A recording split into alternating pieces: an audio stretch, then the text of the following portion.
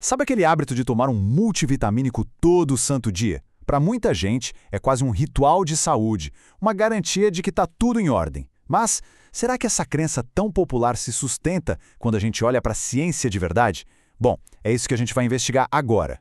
E olha, não é pouca gente que tem esse hábito, não. A escala é impressionante. Só nos Estados Unidos, 1 em cada 3 adultos tomam um multivitamínico. Isso mostra o quanto essa ideia está, assim, enraizada na nossa cultura, alimentando uma indústria que movimenta bilhões. Pois é, essa é a pergunta de $1 milhão, né? Com tanta gente investindo tempo, dinheiro e esperança nessas pílulas, a questão principal é, elas realmente entregam o benefício que todo mundo mais quer, que é uma vida mais longa? Vamos ver o que os estudos mais recentes e importantes têm a dizer sobre isso. Para entender essa história toda, a gente vai passar por 5 pontos essenciais. Primeiro, de onde veio essa febre da pílula diária? Depois, o que os dados sobre mortalidade revelam de verdade. A gente vai ver também quando os suplementos realmente ajudam, os riscos que ninguém conta e, por fim, vamos falar daquele que talvez seja o multivitamínico original, a comida. Então, vamos começar pelo começo. Para entender o porquê de tanta gente tomar essas pílulas hoje, a gente precisa voltar um pouco no tempo. Como foi que essa ideia se tornou tão onipresente?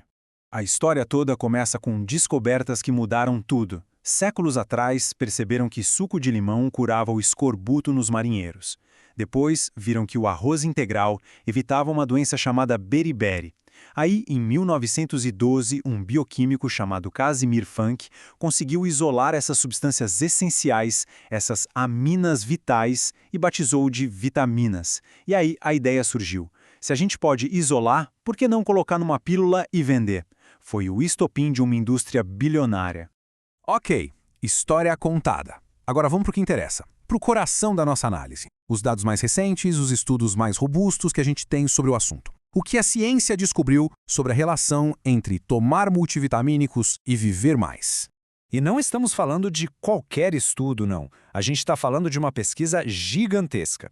Os pesquisadores acompanharam quase 400 mil pessoas por mais de 20 anos.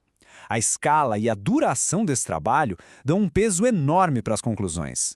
E a conclusão principal está aqui, nesse contraste. De um lado, a esperança, a crença de que tomar essas pílulas diminuiria o risco de morte. Do outro lado, a realidade que os dados mostraram. Simplesmente nenhum benefício.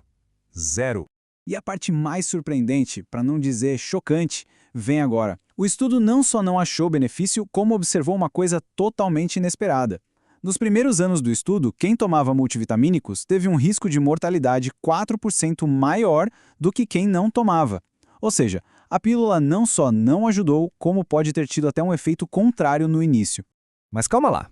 Isso quer dizer que todo e qualquer suplemento é inútil? Não, a história é um pouco mais complexa.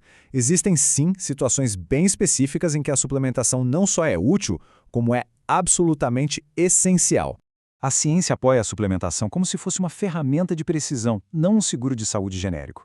O folato na gravidez, por exemplo, é crucial para prevenir problemas no bebê.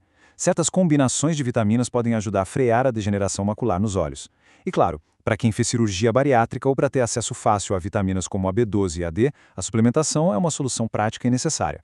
Agora, vamos olhar o outro lado da moeda. Porque tomar um nutriente isolado e super concentrado numa pílula não é a mesma coisa que comer esse nutriente dentro de um alimento.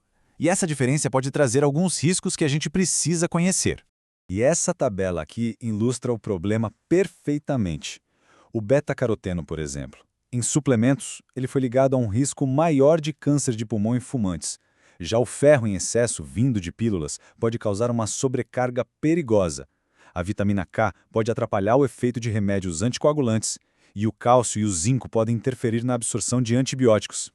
É complexo. Então, se os multivitamínicos em pílula não são a resposta para uma vida mais longa, qual é a resposta? Bom, todas as evidências científicas apontam, de forma bem clara, para uma única direção: o que a gente coloca no prato. E onde a gente encontra a prova viva disso? A resposta talvez esteja nas famosas zonas azuis. São regiões espalhadas pelo mundo onde as pessoas não só vivem muito mais, mas vivem com mais saúde e qualidade de vida por mais tempo. Hoje, a gente conhece 5 dessas zonas azuis. Okinawa no Japão, Sardenha na Itália, Nicoya na Costa Rica, Icária na Grécia e Loma Linda na Califórnia. E sabe o que todos esses lugares tão diferentes têm em comum? Um fio condutor muito claro, uma dieta focada em plantas, com muitas verduras, frutas, legumes e grãos integrais. E o segredo dessas zonas azuis não é só observação, não. Estudos gigantescos com dados concretos confirmam isso.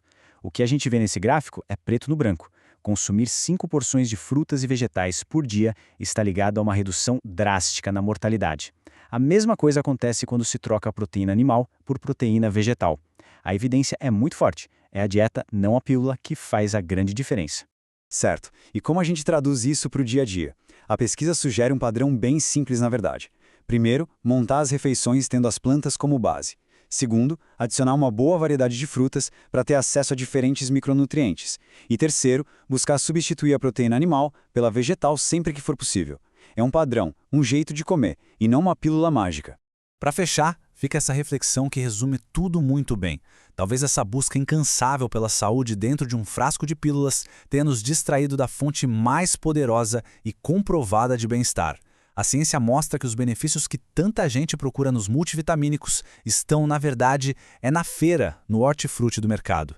Fica a questão, né? Será que vale a pena trocar a conveniência de uma pílula pela riqueza de um prato?